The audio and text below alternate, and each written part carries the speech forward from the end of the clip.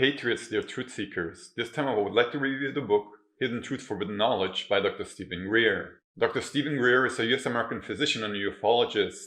He is the director of the Disclosure Project on Serious Disclosure. I read this book, Hidden Truth, Forbidden Knowledge, in 2007 and found it very informative and enlightening. His book shows how difficult it is to tell the truth about aliens in today's world. As I've said so many times before, the universe or multiverse is full of life. It is similar to Star Trek or Star Wars. Dr. Greer tells in his book how he meditated at the age of 18 on the mountain and suddenly aliens visited him. He was taken on the spaceship and he communicated immediately with the aliens. Dr. Stephen Greer met his wife in a dream at the age of 20. He met the woman from his dreams a few weeks later, and a few months later they were married. He worked as an emergency doctor until 1990 when he decided to return to ufology. We're now going to read a part of the book. It is time for you to know. Why did an emergency physician who had been chairman of a busy ER leave his career to get out to the world information that we are not alone? What had I personally experienced from childhood onwards that gave me the knowledge of cosmic cultures, cosmic consciousness, and a glimpse of the wondrous future that awaits humanity? What are the new energy and propulsion technologies that can give us a new world, free of pollution, poverty, and conflict? What is the nexus where mind, space, time, and matter all come together? And how might this be used technologically by an advanced civilization? What does the blueprint of the next 500,000 years of human civilization on Earth look like? And how can we transition to that time? What did I find and experience as I met with heads of state, CIO officials, billionaires, and covert operatives, who in turn are desperate to maintain the secrecy and yet pray for relief from the black box they have nailed shut around them? Who has been keeping this hidden truth and forbidden knowledge secret, and most importantly, why? Dr. Greer has provided amazing leadership in penetrating the mysteries, not only on the phenomenon itself, but on the shadowy corners of the US government and corporate cover-up of it. As a result, Dr. Greer has proven himself time and time again as a fearless and energetic warrior on the leading edge of planetary change. This book could be the most important you will read. It is not only full of transcendent truth, it is a call to action to shift the paradigm from terrestrial tyranny to peaceful, sustainable, and just cosmic community. From the foreword by Dr. Brian O'Leary, Apollo astronaut. Tone of Creation, Chapter 10, page 73. After 30 of us sat down, she looked at me right in the eyes and said, "You're connected to extraterrestrial beings from the other worlds, and I'm looking for the door. Here I am, an emergency doctor living in the city." She stated, "You need to pick that up again." She used almost the same phrase. That was on the full moon of February of 1990. On the full moon of March 1990, I meditated in my bedroom. The next day I had to get up early to go to the hospital, but I decided to do something I had not done since 1977, the CE5 protocol. I did the protocol and invited these extraterrestrial beings to visit me. After reminding them who I was, I showed exactly where I was located in Nashville, North Carolina. I showed them the house and the large front yard and its exact setting. It was a 3-story, 2-door house, about 8,000 square feet, and set among huge beautiful trees. I showed the ETs all the details and then I went to sleep. I woke up with a beautiful craft semi-materialized out in the front yard of the house, in the wee hours of the morning, and found myself consciously floated on board. We were all in a quasi-materialized astral state, and as we floated out into space, I could look back and see the beautiful Earth receding away, floating in infinity. Then we went by what I was assuming was the moon. There wasn't a sign that said, "This is the moon, welcome to the moon, population 39. And there were enormous ships that were hovering over the moon. They were oval with struts that came up from a large craft, with 2 other similar shaped oval discs above and towards the rear of the main ship. They were just floating silently along where the terminating section of the moon is, between the light and dark side of the moon. An incredible amount of energy, like magenta-colored plasma discharges, were going between the surface of the moon and the underbelly of these ships. They were enormous, and as we passed by, I was told by these ETs that these crafts were there making preparations for the coming decade or so. This happened in 1990, so it is clear that they were making preparations for the major events for around the time we are in right now. We went further out into the solar system, and the experience transformed so that the material aspect of the ship disappeared.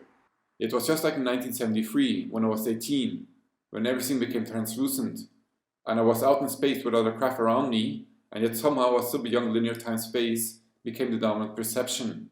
It's like the most perfect fiber optics. Imagine the walls of your own room completely disappearing, even though they're there and you're still protected in a controlled environment. At that point, I went into a state of meditative awareness and transcended into unity consciousness. I was infinitely awake, and the entire cosmos was awake and perfectly synchronized as one. As I entered the state, I began to gaze around the solar system and saw that every planet was surrounded by space, which was filled with infinite energy and light. I could directly see the baseline energy of the universe, the field of energy and light from which the entire material cosmos emerges, from the infinite mind, from the Godhead.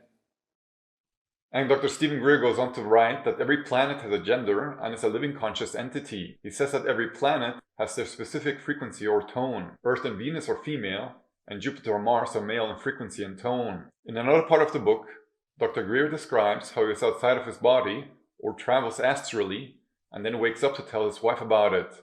At one time, he's attacked by 2 shadow government agents that try to pull out the soul with a device.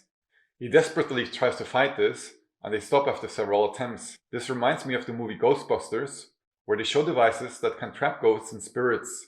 Yes, the shadow elites have technologies that can trap your soul. We're now going to read another part of the book.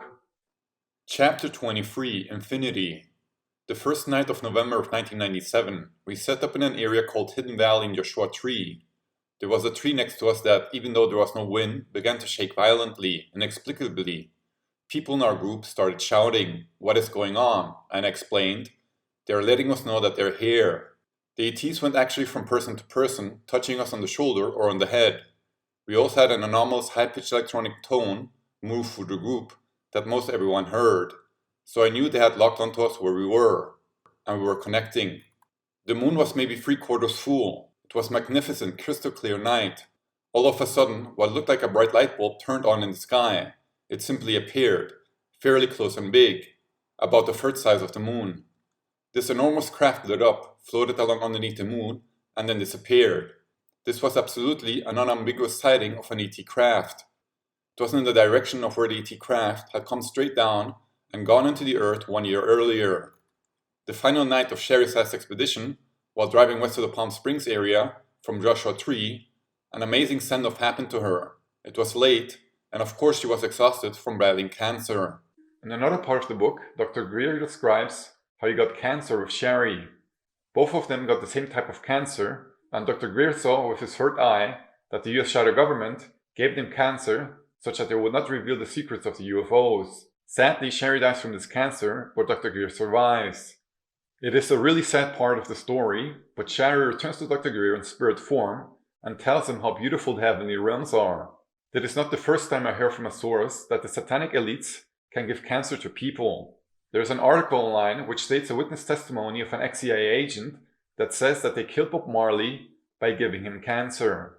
The powers that be poisoned us through our water supply, through chemtrails, through the food chain, and pharmaceutical drugs.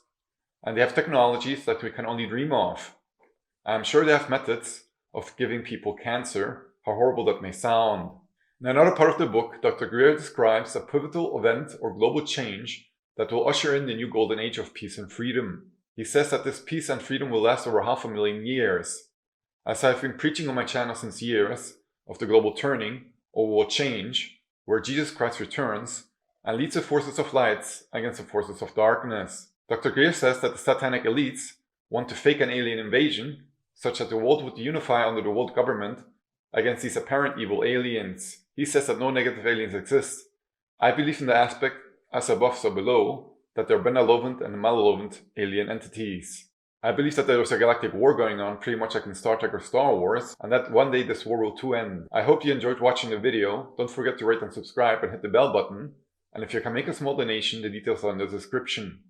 Many greetings from Saxony, Germany, and cheers!